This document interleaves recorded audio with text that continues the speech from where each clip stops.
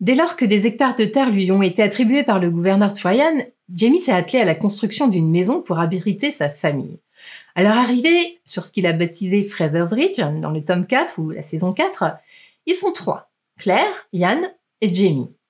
Jamie et Ian, puis aidés par Claire, construisent d'abord une hutte provisoire, mais néanmoins confortable, et elle sera notamment utilisée par la suite par Brianna et Lizzie lors de leur arrivée au Ridge au milieu de la saison 4.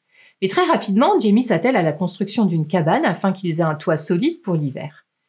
Dès le début de la saison 5, dans le tout premier épisode, nous découvrons avec ravissement que Jamie a réussi à bâtir leur nouvelle grande maison dans l'espace du Droughtlander. Et c'est de cette maison dont je veux vous parler aujourd'hui. Nous sommes à J-16 de la saison 7. L'idée de cette capsule m'a été soufflée par Claire Doré et une partie de ce que je vais vous raconter prend sa source dans le fabuleux article que Claire a écrit et qui est disponible sur le site d'Inafash Sassenach. L'article a pour titre « Jamie, architecte des maisons du Ridge ». Et je vous engage à le lire pour avoir plus de détails sur les autres constructions de Jamie que je ne développerai pas ici. La hutte, dont je viens de parler, la cabane également, et la nouvelle grande maison, dont il est question dans le tome 9. En plus de l'analyse de Claire, vous y trouverez les magnifiques plans qu'elle a réalisés et je peux vous dire que c'est une spécialiste, donc ils sont vraiment magnifiques. Avant de me lancer dans les explications, j'ai envie de vous faire écouter la remarque du showrunner Matt B. Roberts. Écoutez. Show up the big house, which is truly big. It's a big house. One of the things I remember saying to Gary when we went to the location and plotted out the land, and I said, now, it's just called the big house, Gary. That doesn't mean it has to be a big house. And then he let that go in one ear and right out the other, and it became a big house. But it's magnificent. I mean, it is a beautiful it's house. Beautiful, and the land we found is so gorgeous, and some of the tracking shots we used and see it established is pretty amazing. Et c'est clair que le moins que l'on puisse dire, c'est qu'elle est très grande. On est surpris de la voir si avancée dans le premier épisode de la saison 5. Elle a l'air de s'être montée très rapidement. Il semblerait que Jamie ait bénéficié de l'aide de la communauté. Et d'ailleurs, dans les premiers épisodes de la saison, on voit encore des hommes s'affairer pour fabriquer des briques ou scier du bois. Elle est encore en chantier. Dans l'épisode du mariage de Brianna et Roger, on voit des pièces non terminées, des planches de bois, des briques, etc. Certains fans lecteurs ont exprimé des plaintes au sujet de la taille de cette grande maison dans le Nouveau Monde. Mais Matt Roberts a parfaitement expliqué les raisons pour lesquelles cette maison est si grande.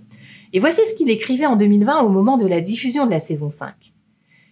La maison doit être belle à l'écran, et elle a aussi une fonction. Si nous la construisions à la taille réelle, nous pourrions y faire entrer les acteurs, mais nous ne pourrions pas avoir des caméras ou d'équipe.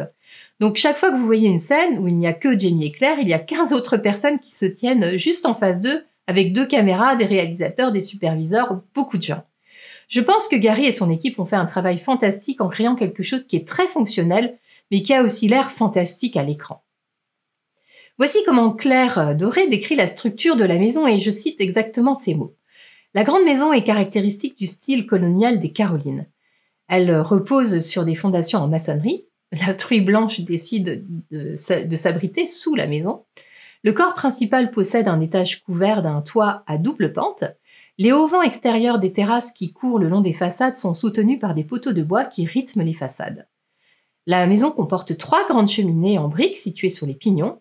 Les fenêtres à guillotine sont munies au rez-de-chaussée de volets extérieurs, mais qui ne s'avéreront pas suffisants lors de l'attaque du Ridge dans le dernier épisode de la saison 6. Claire et Jamie devront en effet les protéger par des meubles renversés. La grande maison est séparée en 2 par une coursive ouverte. D'un côté, la cuisine et l'infirmerie. La cuisine est séparée du reste de la maison, et cela permet en théorie de protéger le reste de la maison des incendies, des odeurs de cuisson et de la chaleur pendant l'été. Et le passage sert de salle d'attente à l'infirmerie de Claire. Et de l'autre côté de cette coursive, au rez-de-chaussée, on a la salle à manger et le salon, et à l'étage, la chambre de Claire et Jamie et la chambre d'invités qui sera inaugurée par Lord John à la fin de la saison 5. Autour de la grande maison, on retrouve le jardin potager de Claire, l'écurie, la distillerie qui est un peu plus loin, et puis des étables. L'écurie est construite à l'entrée de la propriété et elle possède un passage ouvert des 2 côtés qui crée une vue perspective sur la grande maison. Et vous avez tous en tête cette magnifique image du retour de Jamie sur son cheval blanc après son séjour dans la tribu du chef oiseau. Dans son article, Claire questionne à juste titre le coût de construction de la maison et l'acheminement de matériaux, compliqué par les situations du Ridge dans un endroit assez reculé dans les terres et théoriquement peu facile d'accès. En tout cas, c'est comme ça que c'est décrit dans les livres. Dans le roman, Claire et Jamie se posent souvent la question de la subsistance de la communauté. L'argent ne coule pas à flot, Claire a souvent peur de ne pas avoir assez de stock de provisions pour nourrir tout le monde, et notamment quand des visiteurs imprévus débarquent au Ridge. On comprend néanmoins que dans la série, les Fraser vivent de grandes aventures, et ce serait nettement moins spectaculaire de les voir s'inquiéter d'avoir assez de blé ou de savoir comment acheminer les matériaux.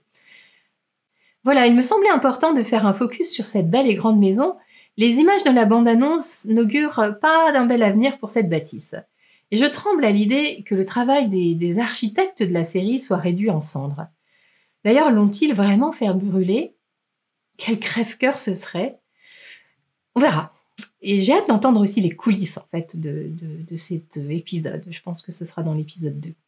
Alors, pensez à liker et à commenter ma vidéo. Un grand merci à Claire pour son partage et son excellent article. Merci Claire de partager tes talents avec notre belle communauté. Demain, nous parlerons argent.